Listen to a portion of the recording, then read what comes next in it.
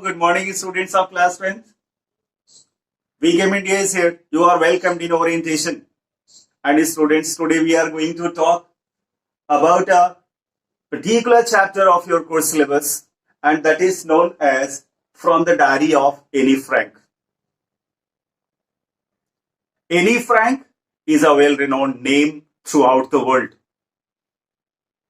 And before telling this story, I want to tell you one thing, that this is not a story. This is an event taken place in life of Annie Frank. This instance has been taken from the diary of a young girl, published by her father after freedom, after the World War II got over. Now, I'm talking about Annie Frank. Before telling this story, I want to give you a little introduction about Annie Frank. Annie Frank is a 13-year-old girl who hid herself in her father's office for 2 years with some of her friends and her family members. But unfortunately, she was caught by Hitler's army and she was sent to concentration centers. And there, unfortunately, she becomes the victim of typhus. And she dies in 1945. But during those 2 hidden years, she used to write her diary. And after her death, and after the freedom of after the death of Hitler, and when World War II got over, her father, Otto Frank, Annie's father, Otto Frank, got this diary published with the name of the Diary of a Young Girl. And after that publication, Annie Frank became well known to the entire world. She was appreciated for her positivity, for her cute incidents, what she deals with in her diary. Annie Frank is such a brave girl, such a talkative girl, such a impressive girl who touches everyone's soul, everyone's feel in entire world. And for your kind information, one thing I would like to say, when the Diary of a Young Girl was published, especially it was published in Dutch language, but within a short time period, this diary was translated into several languages of the world. So many TV serials were made on it. So many films were also produced. So many theaters also played the act of Annie Frank. And now we have also to go through this event of Annie Frank. Anne Frank का एक छोटा सा परिचय हमने आपको दे दिया और मुझे उम्मीद है कि उनका परिचय आपको समझ में आई होगी। एक जेविश गर्ल, जीव जात में पैदा हुई वो लड़की जो हिटलर का दुश्मन, हिटलर जिसे दुश्मन मानता था, जर्मन में रहने वाला एनी का परिवार, छोटा सा परिवार, एक बहन, माता पिता, एक दादी भी, प्यारी सी दादी। हालांकि वर्ल्ड वॉर शुरू होने से पहले एनी फ्रैंक का परिवार हॉलैंड चला आता है, नीदरलैंड्स चला आता है और वहां एम्स्टरडम में ये रहने लगते हैं। वर्ल्ड वॉर सेकेंड शुरू होता है और हिटलर की आर्मी नीदरलैंड्स को भी अपने कब्जे में ले लेती है और उस समय ज्यूज हिटलर की आर्मी के डर से अपने आप को जहां तहां छुपा लेते हैं और इसी तरह एनी भी अपने परिवार के सदस्यों के साथ, अपने कुछ दोस्तों के साथ, अपने पिता ओटो फ्रैंक के ऑफिस में एक कमरे में छुपा लेती है। 2 साल तक वहीं रहती है और 2 साल के बाद आर्मी उसे पकड़ लेती है, हिटलर की आर्मी उसे अरेस्ट कर लेती है और कंसंट्रेशन सेंटर में भेज दिया जाता है और वहां दुर्भाग्य से उसे टाइफाइड हो जाता है and she dies with the same she dies of the same now a simple introduction I have already given to you, and this is intro, and now we are talking about family of Anne Frank. In Anne Frank's family, father Otto Frank, who got married in age of 36 years. Her mother was Edith Hollander. She was 25 when she got married. And with good luck, she got Margaret as her sister. Margaret उसकी बहन थी, उसकी प्यारी बहन जो उससे 2-3 साल बड़ी थी, जिसका जन्म 1926 में हुआ था, 1926 में हुआ था और एनी का जन्म 29 में हुआ था. So 3 साल बड़ी. Then a lovely grandmother was there, a very lovely grandmother. Annie says she and Margaret passed many valuable years with their loving grandmother. Her grandmother loved her very much, and they both sisters also loved their grandmother very much. But unfortunately, she also died in 1942. In 1942. Then in the family, only 4 members were there. Father Otto, Mother Hollander, and sister Margaret and Annie herself. 4 लोग परिवार में बच गए थे.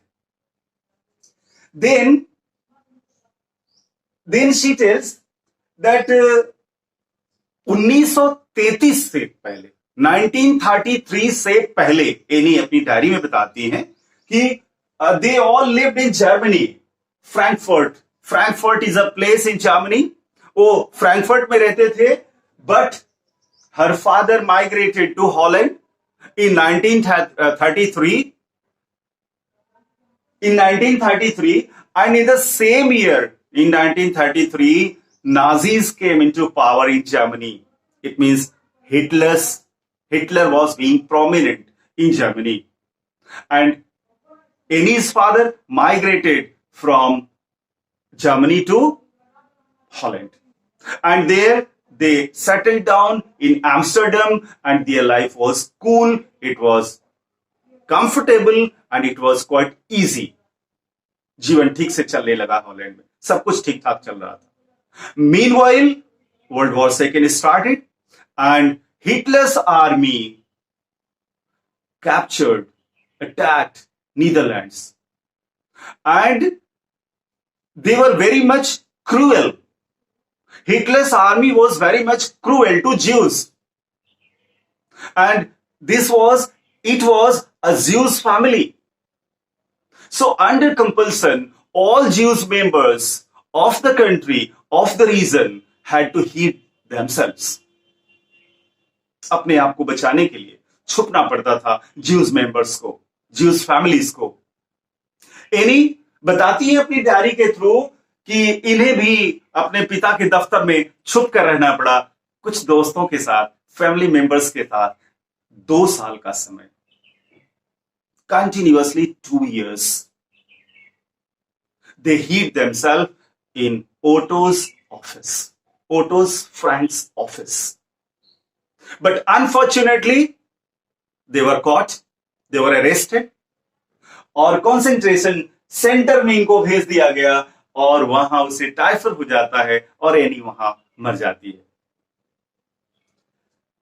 Any बताती हैं कि Holland में जब वो शिफ्ट हुए तो हॉलैंड में उनकी सबसे अच्छी याद जो उनके जीवन में है वो एक मॉन्टेसरी स्कूल का है.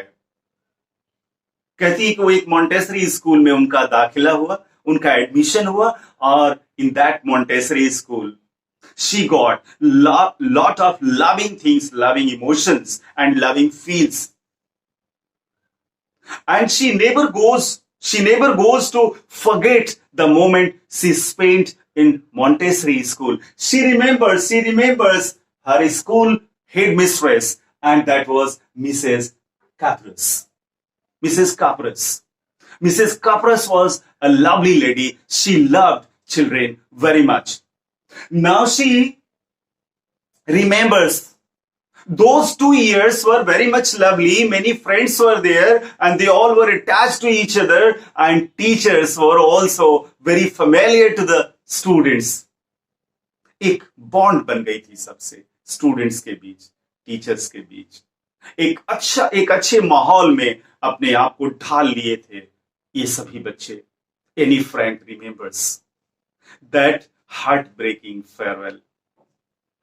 स्टूडेंट्स, जिस स्कूल में आप पिछले कई सालों से पढ़ रहे हो, उस स्कूल से जब फाइनली आपको विदा लेना होगा, so you miss a lot of things, at least your friends.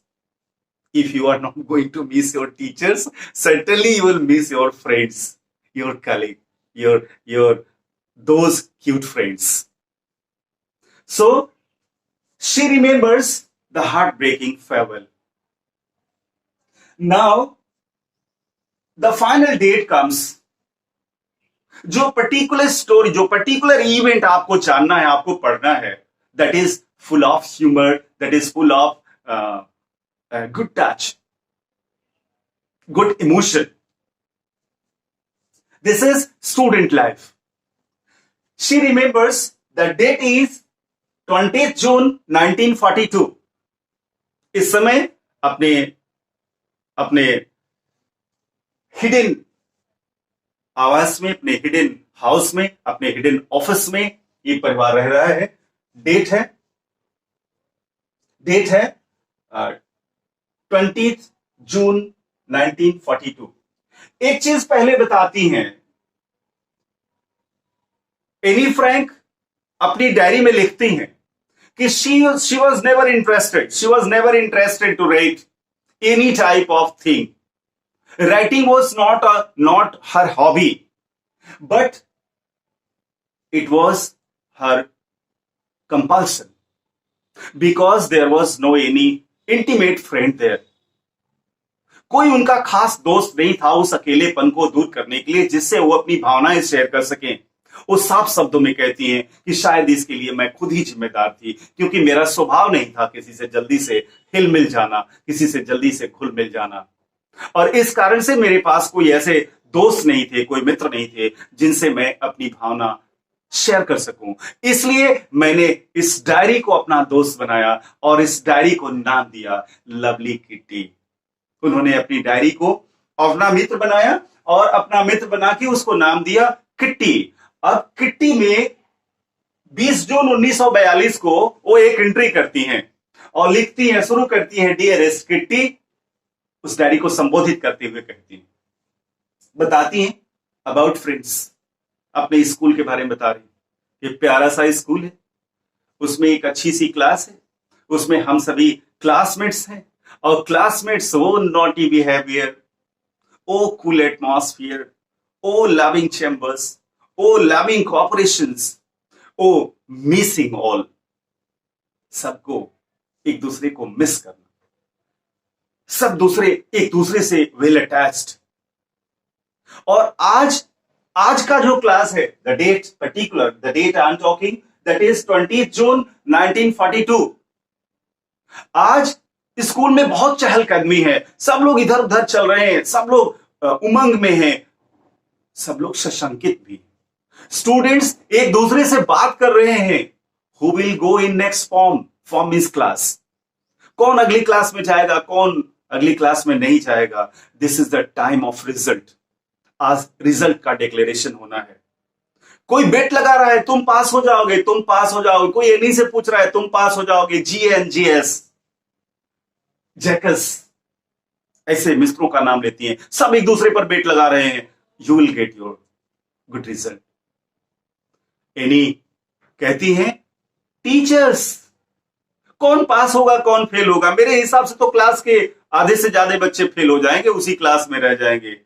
But teachers के बारे में एक स्पेशल भावना जोड़ती हैं और वो कहती हैं कि teachers are the unpredictable creature on the earth. इनको प्रेडिक्ट नहीं किया जा सकता, इनके बारे में कुछ कहा नहीं जा सकता, बताया नहीं जा सकता कि ये क्या कर सकते हैं.